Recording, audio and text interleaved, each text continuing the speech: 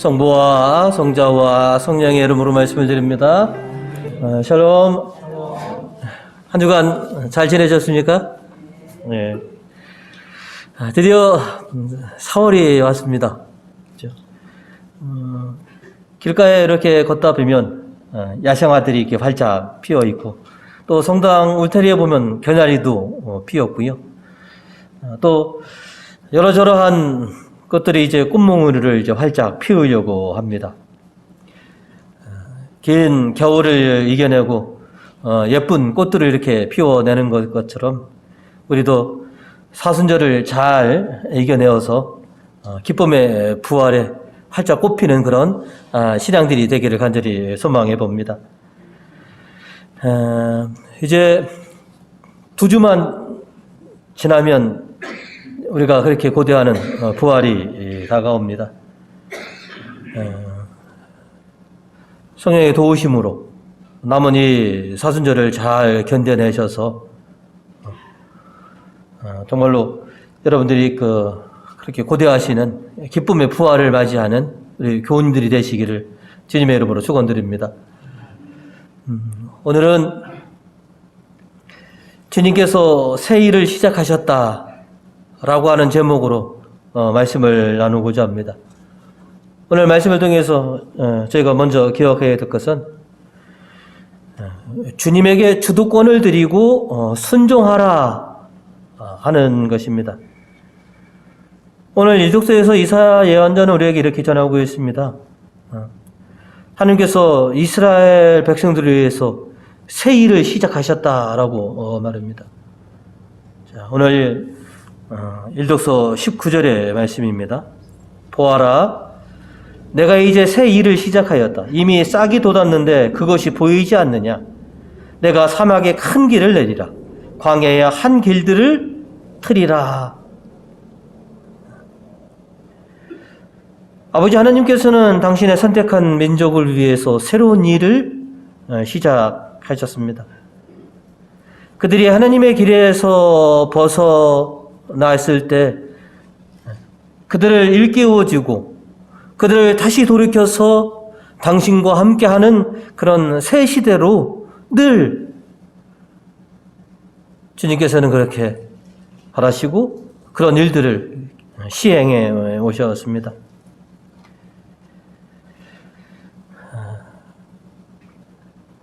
자유로우신 하나님, 우리가 지난주에 말씀드린 것처럼 지난날의 잘못과 죄악을 묻지 않으시고 용서와 자비를 통해서 새로운 시대를 살아갈 수 있게 해주시는 그런 자유로우신 하나님, 우리를 위해서 늘 새로운 시대와 새 일을 하시는 하나님의 크신 사랑을 우리는 깨달아야만 됩니다. 오늘 일독서 18절로 이렇게 우리에게 전하고 있습니다.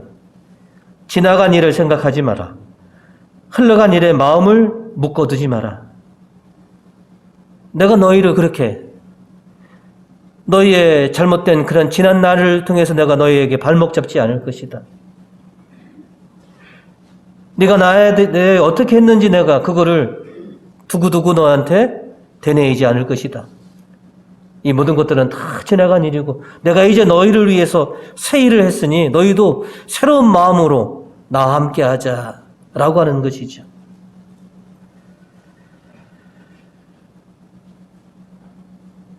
하나님은 이스라엘 백성들을 위해서 새 일을 시작하신 것처럼 복음에서 이렇게 보면 예수님께서는 베다니아에 사는 라자로 가정을 위해서 놀라운 새로운 일을 이미 시작을 하셨다라고 하는 것이죠.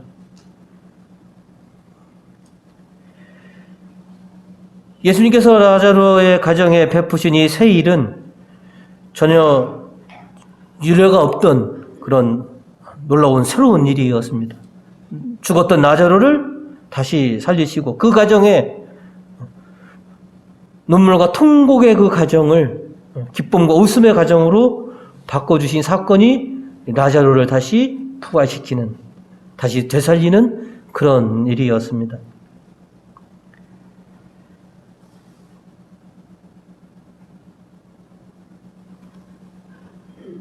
라자로를 다시 예수님께서 살리실 때 어디에 묻었느냐? 가자. 이미 사흘이나 찍어서 냄새까지 납니다. 라고 그렇게 했었던 그 가정. 그러나 예수님께서 그 가정에 놀라운 일을 하시고자 했을 때 예수님 뜻대로 하시고자 예수님에게 모든 주도권을 내어드리고 그저 두 자매는 예수님의 말씀에 순종했습니다. 참 놀라운 것은 하나님께서 새로운 일을 하셨을 때 그 주도권을 온전히 하나님께 드리는 것. 내 인생이니까, 내 삶이니까 내가 주도하고 내 뜻대로 할 수도 있습니다. 그러나 하나님께서 하시고자 하실 때, 하나님께서 우리를 위해서 새로운 일을 하셨을 때 우리의 모든 주도권을 그 예수님에게, 하나님에게 맡겨드릴 수 있느냐라고 하는 것이죠. 이게 굉장히 중요합니다. 하나님께서 우리를 위해서 놀라운 일을 시작하셨을 때, 아니, 하나님 그렇지 말고요. 예수님 그렇게 말고요. 제가 원하는 대로, 제 방식대로 해주세요. 라고 한다면 어떤 일이 성취되겠습니까? 하나님이 우리를 위해서 놀라운 은총의 새로운 일을 시작하셨을 때 기꺼이 모든 나의 주도권을 하나님께 드릴 수 있는 것, 그리고 나는 기꺼이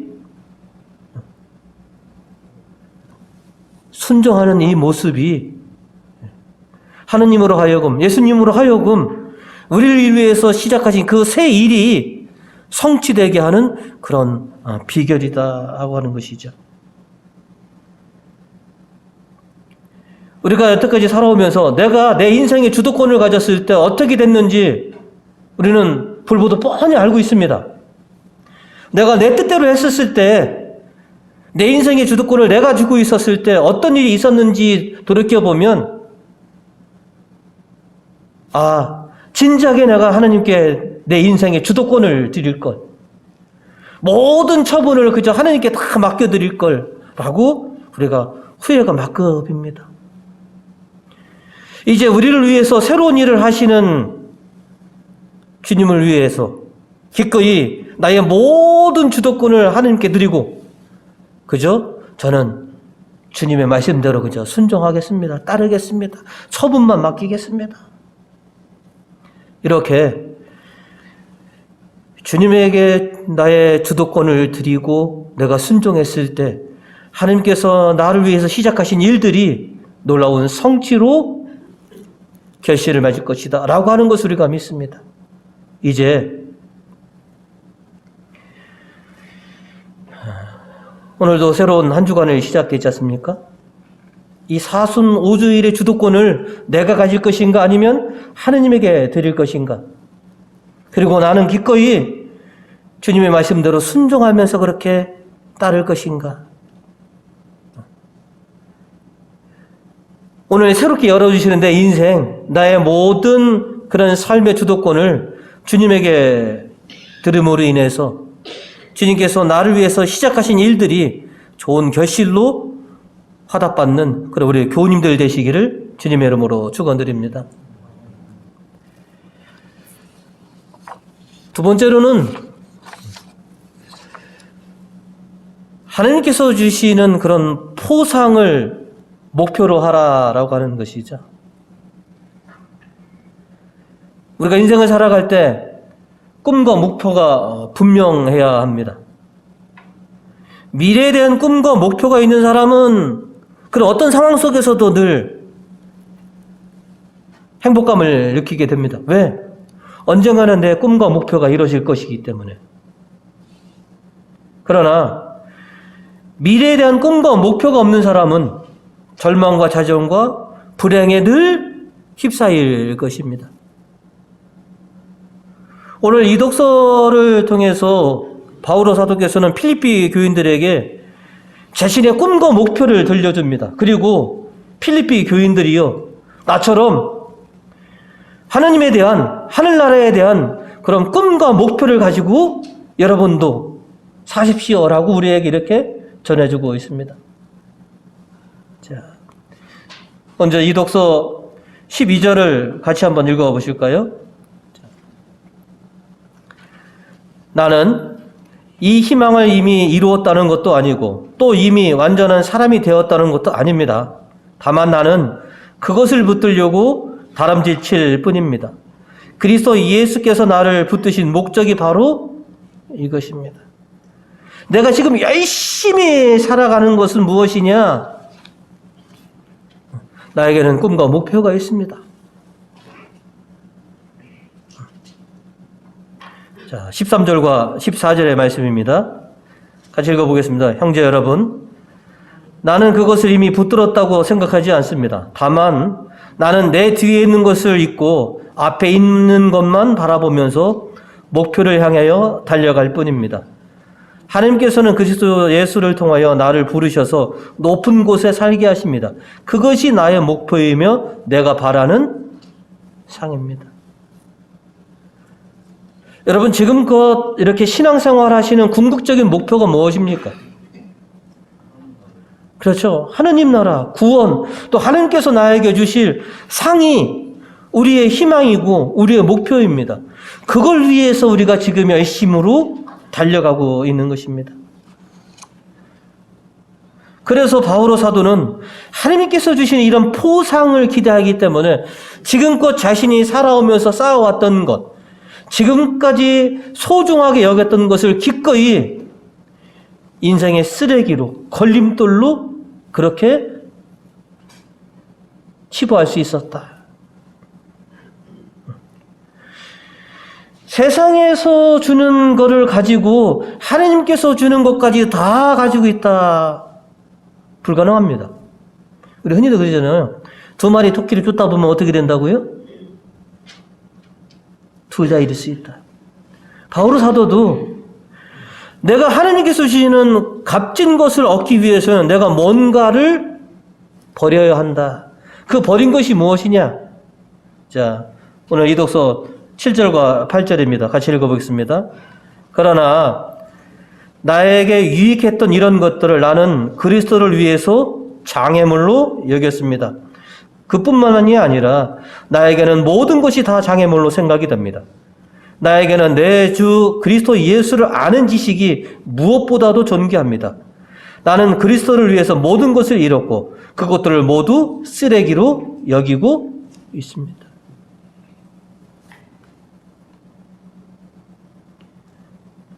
뭔가를 움켜쥐기 위해서는 그 전에 뭔가를 자기의 손을 필 줄 알아야 하는 것이죠. 내가 이렇게 지금 오래도록 신앙생활하는 궁극적인 나의 목표가 뭐냐? 내가 이렇게 힘든 인생살이 속에서 신앙을 굳게 지킨다면 하나님께서 나에게 주실 상이 무엇이냐? 이거에 대한 확고한 신념이 있어야 됩니다. 내가 철하고 여태까지 평생을 신앙생활 했는데 하느님 나라에서 받을 상이 없으면 어떻게 해? 안 주시면 어떻게 하지? 그렇게 되면 지금의 열심을 포기하게 되는 겁니다.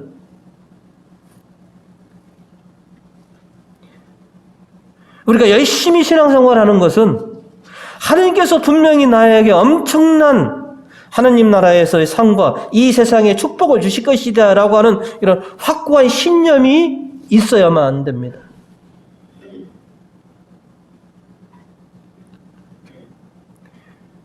우리가 헛된 말로 10년 연물 도로함이 타불이란 말이 있죠. 내가 50년의 신앙생활을 했는데 내 신앙이 전부 다 헛것이었다라고 한다면 얼마나 큰 충격이겠습니까? 그러나 내 신앙의 경력이 얼마 되시든 간에 짧도 길든 간에 내가 당신에 대한 이런 확고한 믿음과 신념이 있을 때 하나님께서는 반드시 나에게 크신 축복과 하나님 나라의 후한 상을 주실 것이야 라고 하는 이 확신이 결국은 나로 하여금 이 세상의 것으로부터 자유하게 합니다. 그렇게 내가 애써서 얻으려고 했던 것으로부터 나를 하여금 자유를 주는 것이 바로 그것입니다. 바오로 사도도 세상 것을 얻기 위해서 얼마나 투철하게 헌신했는지 모릅니다.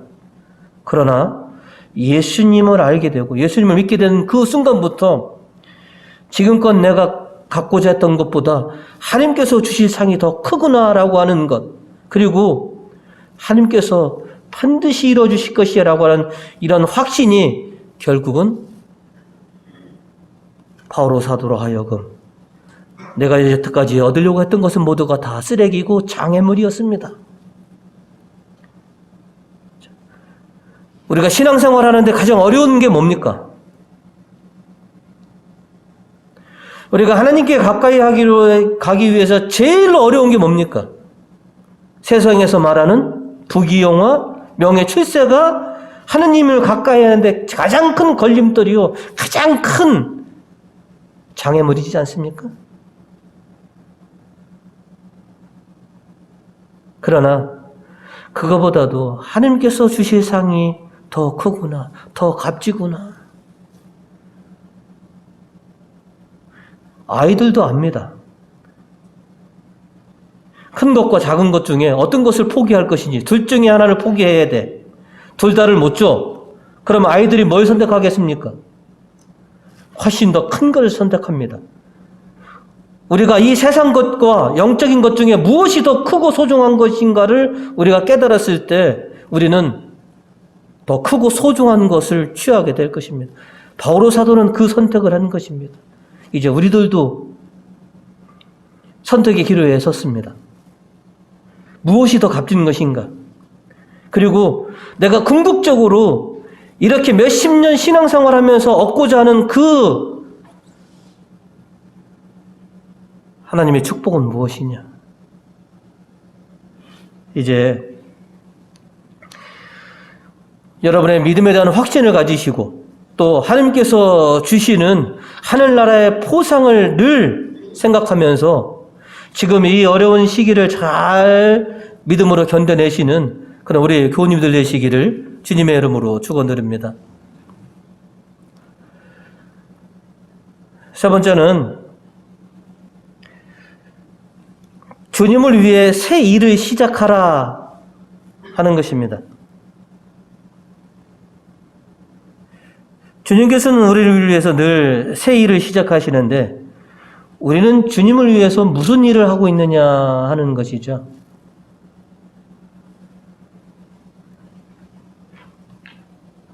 베다니아에 있는 나자로 가정을 위해서 예수님께서는 놀라운 새로운 일을 하셨죠. 전례 없는 죽은 사람을 다시 살리시는 일을 하셨습니다. 이런 사랑과 이런 은총을 받은 이 나자로의 가정이 예수님을 위해서 무엇을 하고 있습니까? 만천회를 열어드렸다는 것이죠.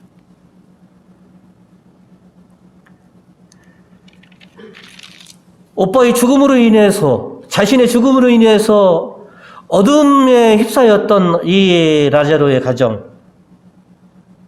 그런데 그 가정에 예수님께서 오셔서 그 라자로를 살리심으로 인해서 그 가정의 죽음의 어둠을 드러내주시고 그 가정에 밝은 빛을 비춰주게 해줬습니다. 그래서 이 삼남매는 라자로하고 마르다하고 마리아는 예수님께서 자신들을 위해서 해주신 이 놀라운 일에 대해서 예수님에 대한 사랑과 감사의 표현을 안 할 수가 없었던 겁니다. 그래서 삼남매가 회의를 엽니다. 뭐 하자고? 주님을 위해서 우리가 뭔가를 해드리자. 그것이 무엇이냐? 만찬이구나. 그래서 주님을 위해서 만찬회를 엽니다. 그리고 라자로는 예수님 곁에 함께 앉아 있고요. 마르다는 그 예수님을 시중 들고 있고요. 마리아는 향유를 가지고 와서 예수님의 발에 부어 드립니다.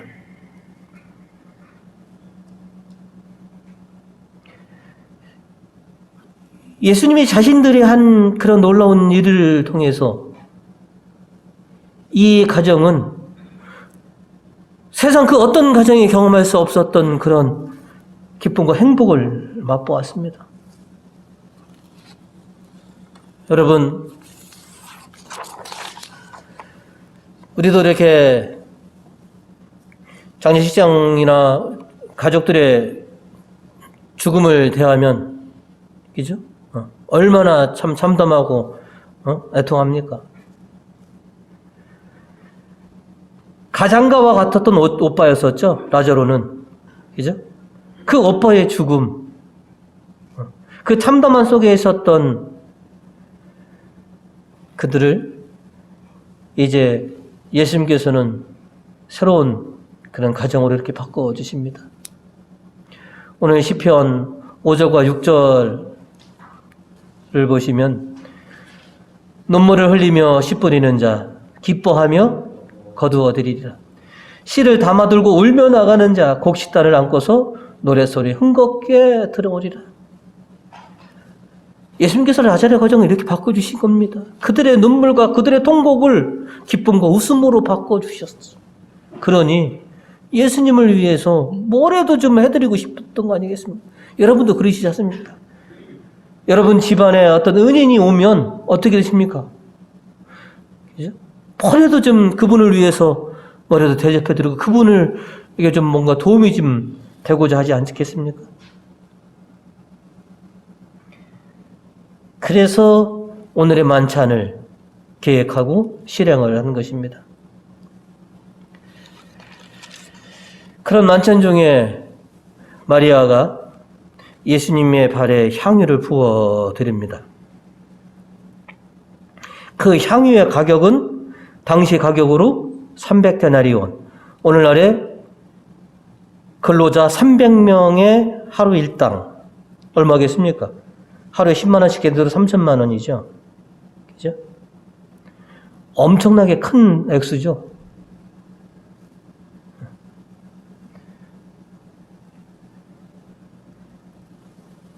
마리아하고 마르다하고 라자로는 그게 그렇게 비싼 거라고 모르겠습니까? 근데 그 엄청난 가격의 향유를 예수님의 발에 부어 드리는 것을 이게 여러분 아까우면 하겠습니까?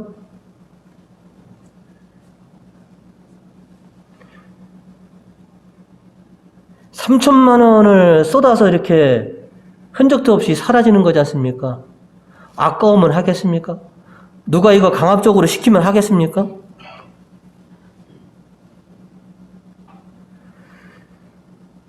이 삼남매에게도 이 향유는 엄청난 그 비싼 겁니다. 그걸 알고도 이 일을 합니다.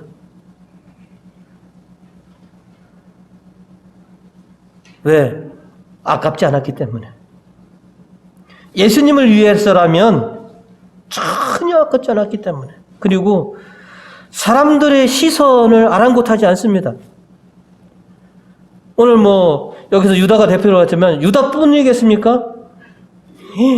저게 지금 돈이 3천만 원짜리인데 저거를 그냥 예수님의 발에 쏟아 부으면 저게 버리는 거지 저게 무슨 짓인가. 차라리 저것을 그냥 예수님에게 드렸더라면 사역하시는 내내 훌륭하게 쓰셨을 거 아닌가? 라고 전부 다 그렇게 사람들이 생각했는데 저게 지금 저거 마리아가 미친 짓을 하는 거구나.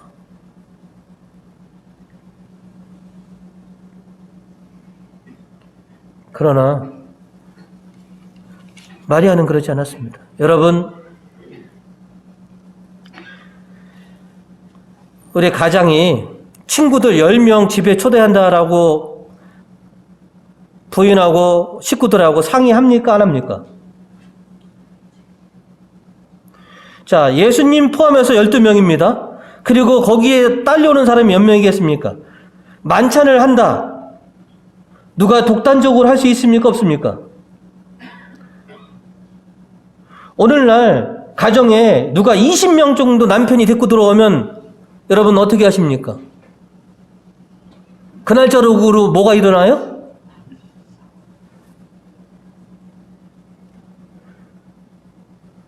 예수님을 위해서 우리가 뭐 할까? 만찬을 열자라고 하는 것도 이미 이 삼남매는 협의가 된 겁니다.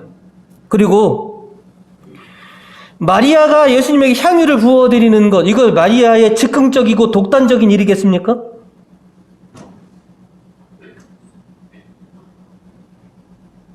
오빠, 예수님을 위해서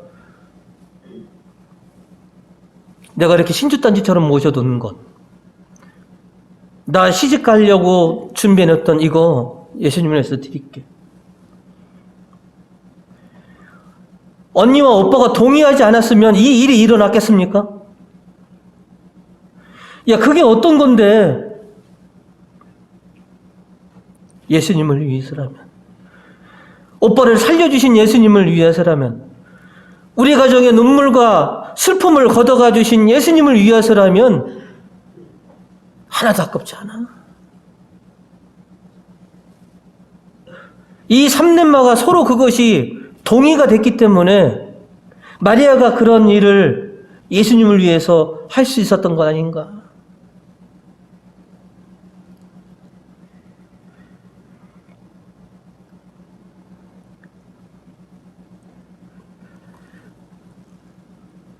오늘날 우리들은 차가운 마음과 인색한 손 때문에 예수님을 위해서 뭔가를 드리기가 참으로 어렵습니다. 예수님을 위해서 뭔가를 드리려고 했을 때 벌써 이 마음이 굳고 차가워서 야, 그냥 체면체리나 해.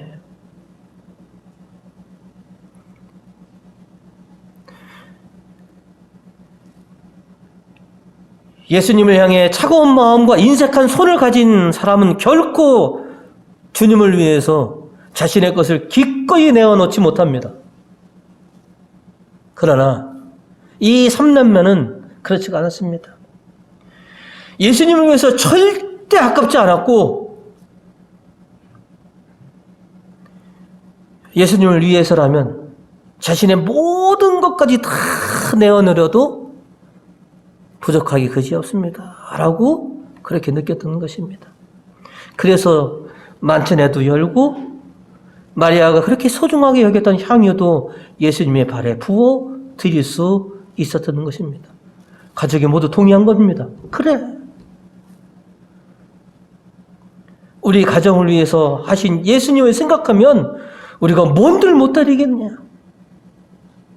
예수님을 위해서라면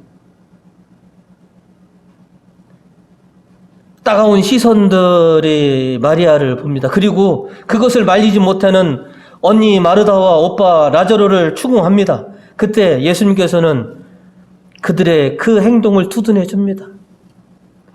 내비둬라. 다 나의 미래를 위해서, 내가 죽음에 처했을 때 그 나의 장래를 위해서 하는 일이니 이 삼남매가 하는 일을 그냥 나는 기꺼이 받아주겠다. 예수님께서 아까우셨으면 아니다. 마리아, 내가 너희 마음만 받아줄게. 그것은 따로 써라라고 하지 않았겠습니까? 그러나 기꺼이 예수님께서는 당신의 장래를 위해서 마리아가 그 일을 하도록 허락을 하신 겁니다.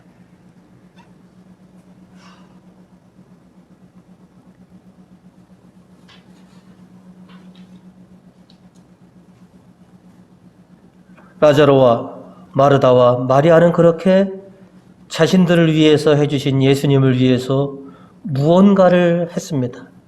그리고 자신의 소중한 것을 내어드려서 예수님을 위해서, 예수님께 영광되기 위해서 했습니다. 이제 사순 5주일을 맞이하는 우리들, 우리의 죄 때문에 그 고난의 길을 걸어가시는 예수님을 위해서 무엇을 우리가 내어드릴 수 있습니까? 무엇을 할 수가 있습니까? 예수님은 나를 위해서 새로운 일을 하시는데 나는 예수님을 위해서 어떤 것을 드릴 수 있었고 무슨 일을 할 수가 있겠느냐? 오늘 봉헌성가로 우리가 부를 노래가 389장입니다. 내 너를 위하여 몸버려 피 흘려 내 죄를 속하여 살 길을 주었다. 너 위에 몸을 주건만 날 무엇 주느냐. 너 위에 몸을 주건만 날 무엇 주느냐. 내가 너를 위해서 내 생명도 주고 내 모든 것을 주는데 너는 나를 위해서 무엇을 줄 수 있느냐라고 오늘 우리에게 이렇게 되묻고 계십니다.